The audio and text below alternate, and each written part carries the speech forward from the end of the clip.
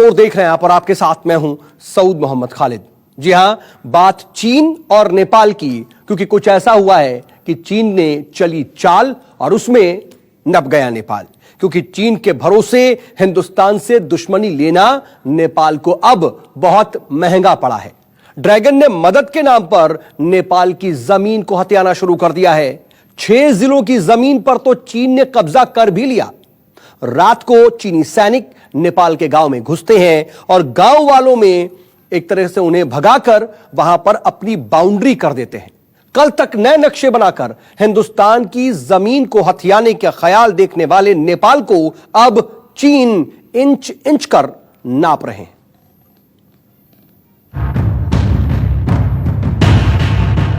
Dragon ने अब नेपाल को डसा।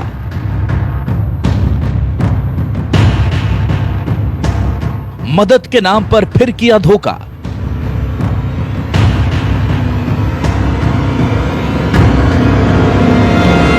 हिंदुस्तान ने तो दिया ही दिया।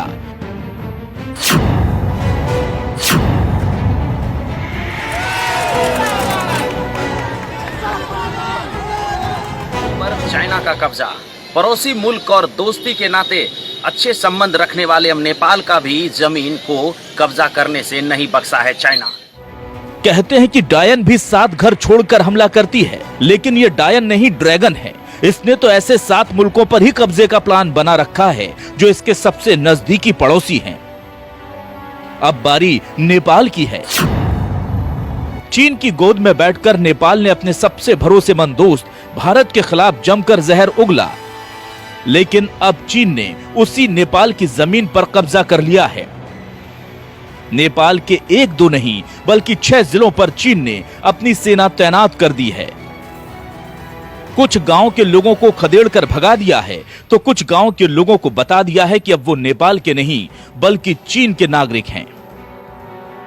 चीन ने नेपाल की 64 हेक्टेयर जमीन पर कब्जा किया। 6 जिले की 158 एकड़ जमीन पर चीन का कब्जा।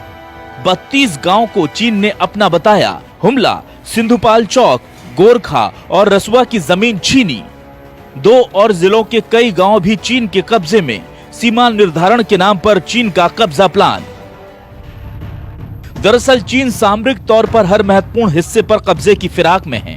वो चाहता है कि पूरी दुनिया पर उसकी सल्तनत के सनकी प्लान में दूसरे मुल्कों की यह जमीनें उसके मिलिट्री ठिकाने बने। चीन ने पिछले कुछ महीनों से नेपाल की जो तिब्बत सीमा पर जो जमीन है, कई 4 जिलों में करीब 36 हेक्टेयर जमीन धीरे धीरे अपने कब्जे में ले ली है।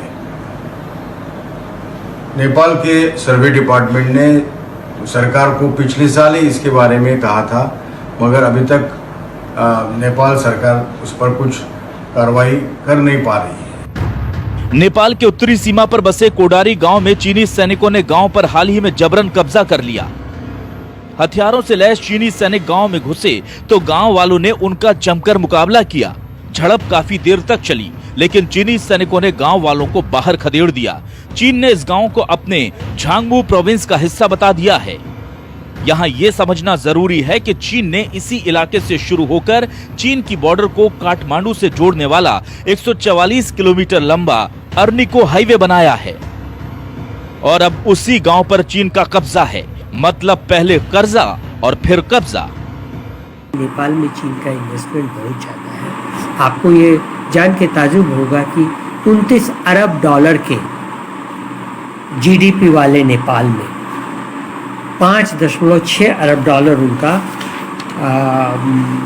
उनका एक्सटर्नल डेट यानी विदेशी ऋण है, जो कि करीब 20% है उनके सकल उत्पाद के।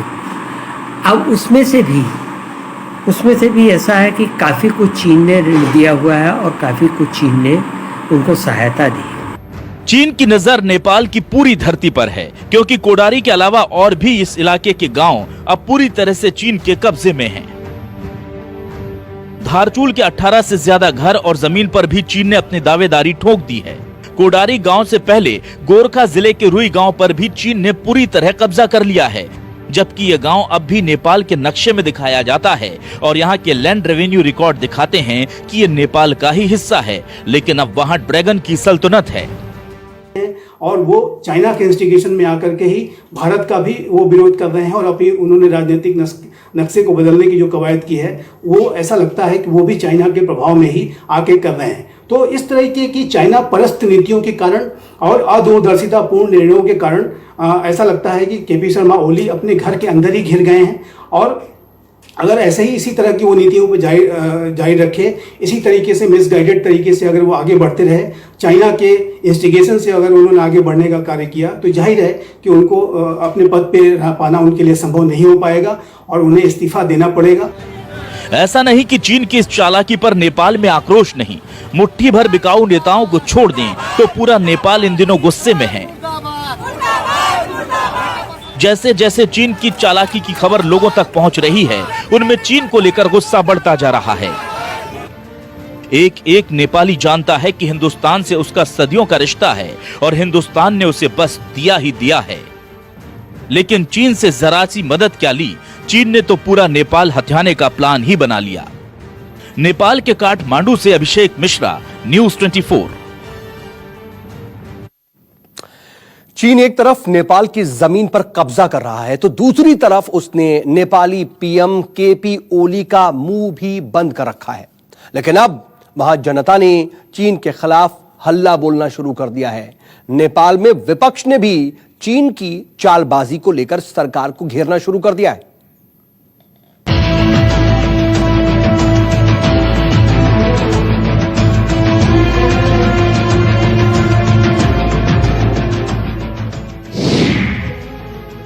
चीन ने नेपाल के कई गांवों पर किया कब्जा।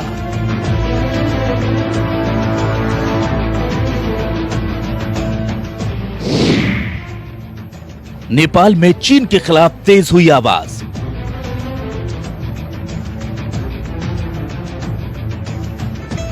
चीन की शह पर भारत से सीमा विवाद में उलझ रहे नेपाल को चीन ने बहुत बड़ा झटका दे दिया है। खबर है कि नेपाल में चीनी घुसपैठ और एक बड़े भूभाग पर कब्जा किए जाने का मामला काफी तेजी से तूल पकड़ता जा रहा है और यही कारण है कि नेपाल के भीतर सियासी उठापटक भी काफी तेज हो गई है। नेपाल के सांसदों ने इसे लेकर मांग तेज कर दी है, जिसमें जिक्र है कि चीन ने नेपाल के कई जिलों की 64 हेक्टेयर जमीन पर कब्जा कर लिया है। चीन ने जिन जमीन पर कब्जा किया है उनमें 6 जिले शामिल हैं। चीन ने जिन इलाकों पर कब्जा किया है उनको लेकर कभी नेपाल चीन के बीच समझौता ही नहीं हुआ था। ऐसे में नेपाल में विपक्षी दल इसे सरकारी लापरवाही बता रहे हैं। नेपाल और चीन ने सीमाएं तय करने और पिलर लगाने के लिए साल 1960 में काम शुरू किया था, लेकिन जानबूझकर पिलर नंबर 35 को ऐसी जगह चीन ने लगाया जिससे नेपाल का इलाका चीन में चला गया। इसके अलावा अब चेकमपार सीमा के कई इलाकों पर भी पिलर लगाकर चीन ने नेपाली सीमा की मार्किंग का काम शुरू कर दिया है। दूसरी तरफ भारत से चल रहे सीमा विवाद को लेकर भी नेपाल के विपक्षी दलों ने केपी ओली सरकार को घेर लिया है। नेपाल की कम्युनिस्ट पार्टी के चेयरमैन पुष्प कमल दहाल प्रचंड ने ये आरोप लगाया है कि ओली ने सरकार को हाईजैक कर लिया है और वो सरकार को और पार्टी के ऊपर पूरी तरीके से अपना एकाधिकार स्थापित करना चाहते हैं और पार्टी को और सरकार को एक अपने मनमाने तरीके से चला रहे हैं। इतना ही नहीं, भारत नेपाल के बीच सालों साल से चल रहे संबंधों को लेकर भी तराई के क्षेत्र केपी ओली सरकार से जबरदस्त नाराज चल रहे हैं। जो 72 हाउस होल्ड्स हैं गुरखा के और 18 हाउस होल्ड्स अंदोरचुला डिस्ट्रिक्ट्स जो इंक्रोच होके टिबेटन ऑटोनमस रीजन के अंडर आ गए हैं, इनको वापस लिया जाए और जितने और जगह हैं उन्हें भी तुरंत बातचीत करके चाइना के साथ उन्हें वापस लिया जाए। लेकिन एक्शन नहीं ले रहे हैं वो, क्योंकि वो चीन के साथ उनका जो केपी ओली गवर्नमेंट का जो रिश्ता है बहुत ही नज़दीकी है और वो शायद मुझे लगता है कि वो डेट ट्रैप में आ गए हैं, क्योंकि इतना इन्वेस्टमेंट्स किए हैं चीन ने उनके नेपाल में और कंडीशंस के साथ, तो वो डेट ट्रैप में शायद फंस गए हैं। तो नेपाल की कम्युनिस्ट पार्टी की स्टैंडिंग कमेटी की बैठक हुई, जो कि एक 45 सदस्यों की एक पावरफुल कमेटी है। उसमें इस बैठक के दौरान केपी शर्मा ओली और प्रचंड ने एक दूसरे के ऊपर जम करके आरोप प्रत्यारोप लगाए और दोनों के बीच में काफ़ी जो है कहासुनी हुई। और उसके पहले सदन में भी दोनों के बीच में काफ़ी तीखी तकरार हुई थी। तो इससे ऐसा लगता है कि नेपाल की कम्युनिस्ट पार्टी के अंदर जो फैक्शंस हैं वो लगातार जो है अपना जो ओली के विरोधी जो है लगातार अपना दबदबा बढ़ाते जा रहे हैं और प्राइम मिनिस्टर ओली के इस्तीफे की मांग कर रहे हैं। उधर भारत सरकार नेपाल के मामले में शुरू से संयम दिखा रही है। अभी तक सरकार की तरफ से एक भी नकारात्मक टिप्पणी नेपाल को लेकर नहीं हुई। विवादित नक्शे को लेकर के भी बेहद नपे तुले अंदाज में आपत्ति दर्ज कराई गई थी और आज जब विदेश मंत्रालय से नेपाल के बारे में सवाल पूछा गया तो जवाब कुछ यूं था। प्रणय, इस पे मैं और कोई टिप्पणी नहीं करना चाहूंगा। नेपाल एक तरफ भारत से लगातार सीमा विवाद को लेकर उलझा हुआ है तो दूसरी तरफ चीन ने उसके कई गांवों को अपने कब्जे में लेकर नेपाल को जबरदस्त झटका दे दिया है, जिसके बाद से नेपाल की ओली सरकार की चिंता हर दिन बढ़ती जा रही है। लेकिन अब देखना यह होगा कि चाइना की कम्युनिस्ट नेपाल की जमीन कब तक वापस कर पाती है और कम्युनिस्ट की सरकार जिस तरीके से नेपाल को भी नहीं बख्शा है, वह किस तरीके से कम्युनिस्ट की ओली इसका जवाब देती है। कैमरा पर्सन विवेक के साथ नभिषेक मिश्रा, न्यूज़ 24 नेपाल।